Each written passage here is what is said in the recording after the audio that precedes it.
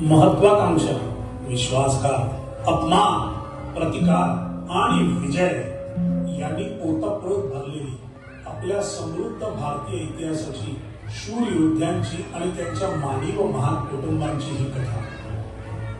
पात्र परिचय: सदाशिवराव पेशवे उर्फ भाऊसाहेब स्वरूप खेर, बळवंतराव मेहंदळे, भाऊसाहेबांचे ज्येष्ठ सरदार परेश धारिया, जनकोजी शिंदे, भाऊसाहेबांचे तरुण पराक्रमी सरदार विशाल सुभेदार, लक्ष्मीबाई, बळवंतरावांची पत्नी अनुपमा शेट्टी, कृष्णराव उर्फ अप्पा, बळवंतराव आणि लक्ष्मीबाई मेहंदळेंचा पुत्र अर्णव चौधरी, सखी अरुंधती जोशी, संकल्पना आणि निवेदन विनीत जोशी, संगीत सचिन पाटील, पेटी नील मुश्रीफ, तबला अनन्या मुश्रीफ.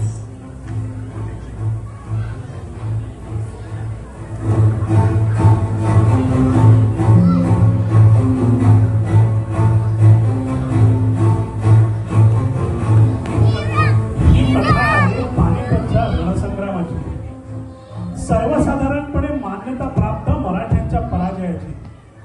पानिपत महाराष्ट्राच्या भाळावरील नव्हे, संपूर्ण राष्ट्राच्याच भाळावरील एक भळभळती जखम. 1752 साली तत्कालीन मोगल बादशाह शाह आलम आणि मराठे यांच्यामध्ये अहमदिया करार झाला. त्या करारानुसार आता दिल्लीच्या संरक्षणाची जबाबदारी मराठ्यांच्या खांद्यावर येऊन पडली. त्याच्या मोबदल्यात त्यांना अजमेर आणि आग्रा हे 2 सुभे मिळाले. तसेच संपूर्ण मुघल प्रदेशावर चौथाईचे हक्क देखील मराठ्यांना मिळाले. हे दोन्ही सुभे हातून गेल्यामुळे काही जाट सरदार, रोहिलखंडाचा शासक नजीब खान हे मराठ्यांवर अतिशय नाराज झाले होते. त्यामुळे मराठ्यांचं दिल्लीतील वर्चस्व कमी करावं या उद्देशाने त्यांनी अफगाणिस्तानचा सुलतान अहमद शाह अब्दाली याला दिल्लीवर आक्रमण करण्यासाठी आमंत्रण पाठवलं. अब्दाली निघाला आणि जुलै 1760 साली उत्तर प्रदेशातील अनूप शहराजवळ येऊन पोहोचला. अब्दालीकडे प्रचंड मोठा लष्कर आणि अतिशय प्रबळ असा तोफखाना होता. याचं पारिपत्य करण्यासाठी आणि राष्ट्राच्या संरक्षणासाठी नानासाहेब पेशव्यांनी मोहीम आखली आणि त्याचं नेतृत्व 1 लाख सैन्य देऊन रणनीती तज्ञ आणि राजनीती तज्ञ सदाशिवराव भाऊ यांच्याकडे दिलं. पण या सैन्याबरोबर मोठ्या प्रमाणावर पाणके, आचारी, कित्येक बाजारमुडगे देखील आले होते. काहींचे परिवार देखील आले होते. सगळे मिळून हा आकडा जवळजवळ 1.5 लाखापर्यंत फुगला होता. या सर्वांना घेऊन मराठी सैन्य दिल्लीपर्यंत पोहोचलं आणि दिल्लीच्या पलीकडे असलेला कुंजपुराचा किल्ला मराठ्यांनी जिंकून घेतला. पण ही लढाई चालू असतानाच अब्दालीची फौज आता दिल्लीपर्यंत पोहोचली आणि मराठ्यांचा दक्षिणेकडे किंवा महाराष्ट्राकडे यायचा मार्ग अडवला गेला. अर्थात तेच गणित त्याचंही होतं. जोपर्यंत मराठे उत्तरेला होते तोपर्यंत आता त्याला देखील काबूलला जाता येणार नव्हतं. दोन्ही सैन्याचे सेनापती समोरासमोर उभे होते आणि वाट पाहत होते पहिलं आक्रमण कुणी करायचं. आणि पुढील रणनीती ठरवण्यासाठी भाऊसाहेबांनी दरबार भरवला.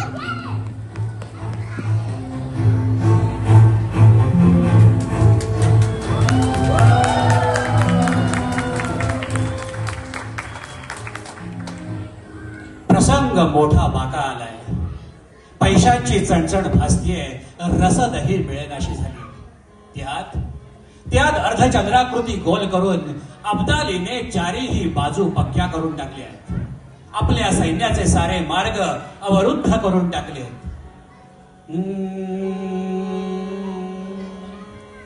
शामियाना चौफेर काढलेला, शामियाना चौफेर काढलेला, एक होता धार तो तयाला, पुढे होते प्रभोता काय, पुढे होते प्रभो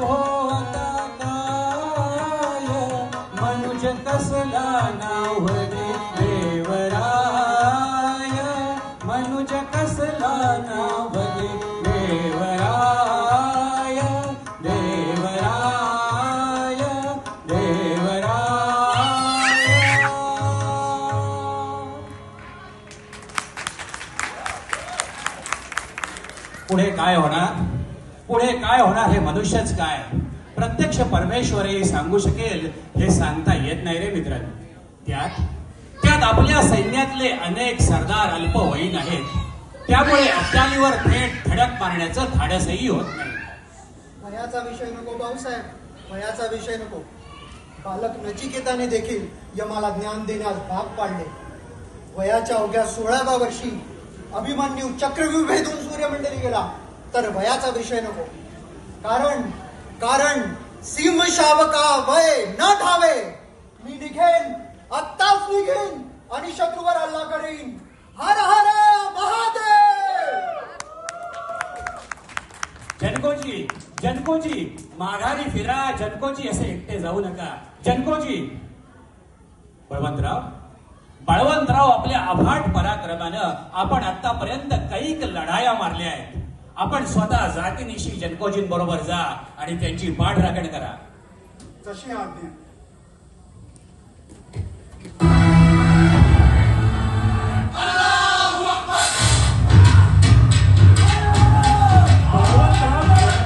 पाठराखण करण्यासाठी म्हणून गेले खरे, पण जे घडू नये नेमकं तेच घडलं.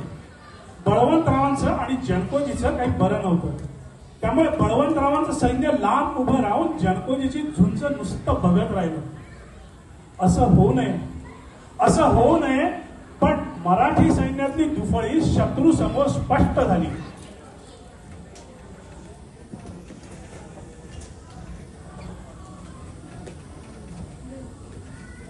जय भवानी. भाऊसाहेब 5-6 हजार रोहिला मारला आणि उरलेला छावणीत परता घातला. शाबास जनकोजी शाबास. आम्ही बेहद्द खुश झालो. अल्पवयीन सरदार पराक्रम गाजवू शकत नाहीत या आमच्या शब्दास मागे घ्यावं वाटतं. ते केवळ आपल्या पराक्रमामुळं. शाबास जनकोजी शाबास. आम्ही बेहद खुश झालो. सत्कार ठीक आहे भाऊसाहेब, पण एक सांगा, या बळवंतरावांना का पाठवलं? आपली पाठराखण करावयास. पाठराखण कराव्यास? विचारा काय करत होते भाऊसाहेब. विचारा यांना काय करत होते. आम्ही लढत होतो तेव्हा लांब उभे राहून फक्त मजा बघत होते. बळवंतराव एक सांगा, तुमच्या आमच्या मनामध्ये किंवा मतांमध्ये भेद असले तरी ते शत्रू समोर उघड करावे काय? एवढा विवेक असू नये? युद्धभूमीवर वयम पंचाधिकम शतम असा साधा विवेक जर थोडा मोठ्यांना नसेल तर सामान्य लोकांना शिकवायचा कोणी आणि कसा? बळवंतराव खरं आहे. हे खरं आहे. बळवंतराव, तुमच्याकडून या अविवेकाची अपेक्षा नव्हती. आपल्या सैन्यातले मतभेद तुम्ही शत्रू समोर असे उघडे कराल काय? एवढाही विवेक असू नये? बळवंतराव, ही अपेक्षा नव्हती. बळवंतराव, ही अपेक्षा नव्हती. असो पुढचा विचार उद्या सकाळी करू.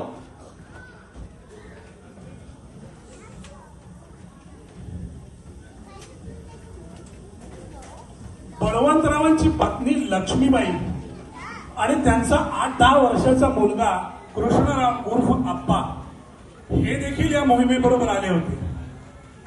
बळवंतराव आपल्या छावणीशी जाऊन पोहोचले आणि पाहतात तर बायको पंचारतीचं तबक हातात घेऊन उभी होती.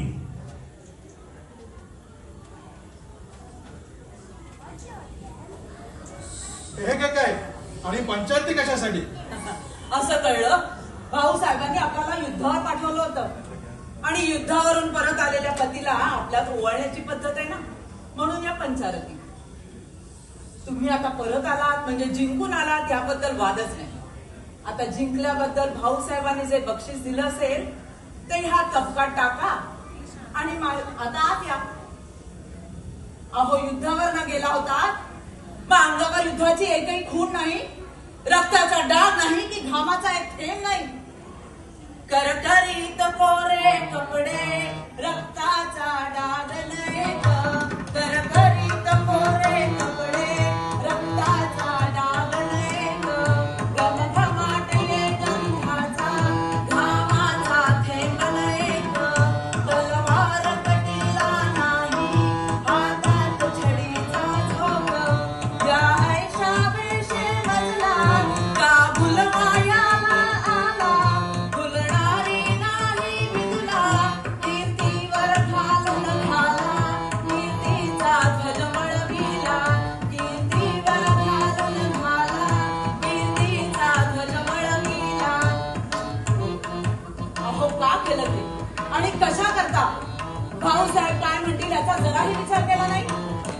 इथे छावणीत फिरताना आपल्या कृष्णाकडे बघून लोक काय म्हणतील याचा तरी विचार करायचा.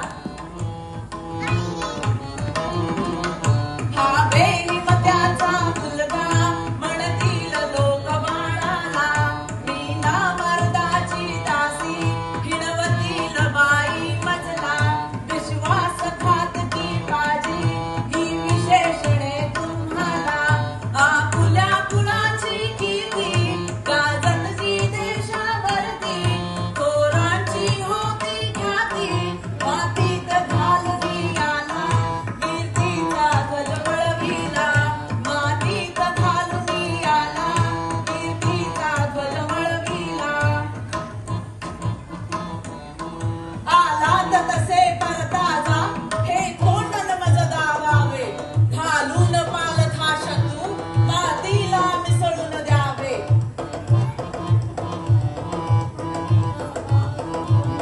पडलेला डाग धुवोनी दासीला दर्शन द्यावे, जर गेला स्वर्गावरती तनु ठेवील सरणावरती. कीर्तीचा ध्वज मळविला, कीर्तीचा ध्वज मळविला. बस बस, शत्रूस करतेस मिळवी तेव्हाच आपलं तोंड दाखवेल. देव कृपेने जर का यश मिळाले तर आपली भेट होईल, तर आपली भेट आता स्वर्गीच होईल. आक्रमण! घात झाला भाऊसाहेब, घात झाला. बळवंतराव अविवेकाने रोहिल्यांवरती चालून गेले, ते पण अवेळी. बळवंतराव देखील जनकोजी सारखेच अविवेकाने रोहिल्यांवर चालून गेले आणि ते सुद्धा असे अवेळी चालून गेले. आणि भाऊसाहेबांच्या लक्षात आलं हे असे मोहरे आपण इरेस घालून चालणार नाही, म्हणून भाऊसाहेब आता स्वतः निघाले बळवंतरावांची पाठराखण करायला. भर युद्ध चालू असताना मागून नगारे ऐकू आले, म्हणून बळवंतरावांनी वळून बघितलं तर प्रत्यक्ष भाऊसाहेब आपली पाठराखण करण्यासाठी आले हे त्यांना कळलं आणि नेत्र पाणावले. क्षणभर समोरचं दिसेनासं झालं आणि काळाने घात केला. शत्रूकडून आलेल्या 1, 2 नव्हे 10 गोळ्या बळवंतरावांच्या शरीरात घुसल्या आणि बळवंतराव धारातीर्थी पडले. बाईसाहेब घात झाला, काळाने डाव साधला, बळवंतराव युद्धी पडले. सखी तयारी करा, आम्ही सती जाणार. पण बाईसाहेब मी काय म्हणते, असा तडकाफडकी निर्णय. हा विषय इथेच संपला. आम्ही सती जाणार. आमची सतीची वस्त्रे काढून ठेवा. या विषयावर आम्हाला पुन्हा चर्चा नकोय. बाईसाहेब आपण सती जाणार असे करते असा अविवेकी विचार करू नका बाईसाहेब. सती जाऊ नका, निदान छोट्या कृष्णारावाकडे पाहून तरी जाऊ नका. मी त्यांना वचन दिलं होतं, जर गेला स्वर्गावरती तनु ठेवीन सरणावरती. शत्रूला गर्दीस मिळाल्याखेरीज तुम्हाला तोंड दाखवणार नाही हे त्यांचं वचन त्यांनी पूर्ण केलं. आता मला वचन पूर्ती केली पाहिजे. ह्या छोट्या कृष्णाला मी आपल्या पदरात घालते, त्याचा सांभाळ करा. आपलं काय चुकलं ते त्याला सांगा. त्या चुका टाळायच्या आहेत.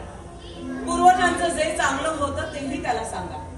त्याची पुनरावृत्ती करायची आहे. दोन्हीही शिकवा. पुढे करेल त्याचं तो काय ते.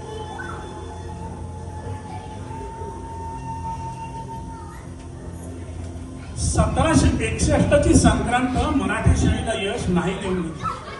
लाख बांगडी फुटली, 2 मोती गळाले, 27 मोहरा हरवल्या आणि चिल्लर खुर्दा किती गेला याची गणनाच नाही. शतकानुशतकांची परंपरा एका तडाख्यात थांबली. एकाच दिवशी एकाच मराठ्यांच्या 3 पिढ्या बर्बाद झाल्या. लौकिक अर्थाने काळा दिवस. पानिपता संबंधीचा जनमानसातील इतिहास सर्वसाधारणपणे इथेच थांबतो. पण या लढाईनंतर काय झालं? काय झालं या लढाईनंतर सांगतो. खैबर खिंडी पलीकडून झालेलं हे शेवटचंच आक्रमण. उभा मराठा कापला गेला, पण कणा मोडला गनिमांचा. शतकानुशतकांची परंपरा एका तडाख्यात थांबली.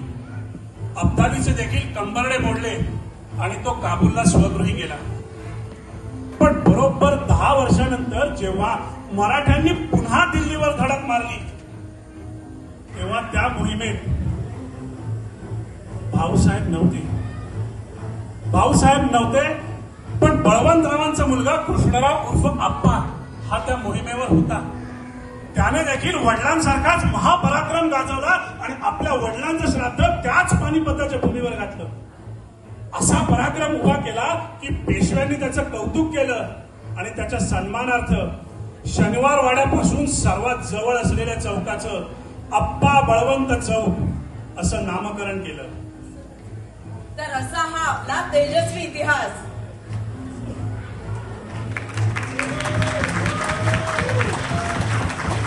पानिपतची लढाई आपण हरलो, पण युद्ध नाही. जे साध्य करायचं होतं ते केलं. त्यामुळे पानिपताचा इतिहास हा मराठ्यांच्या पराभवाचा इतिहास नव्हेच पण आगामी धोके टाळण्यासाठी आपल्या प्राणांची आहुती देऊन रणचंडी समोर पराक्रमाचा गाजवलेला महायज्ञ होता.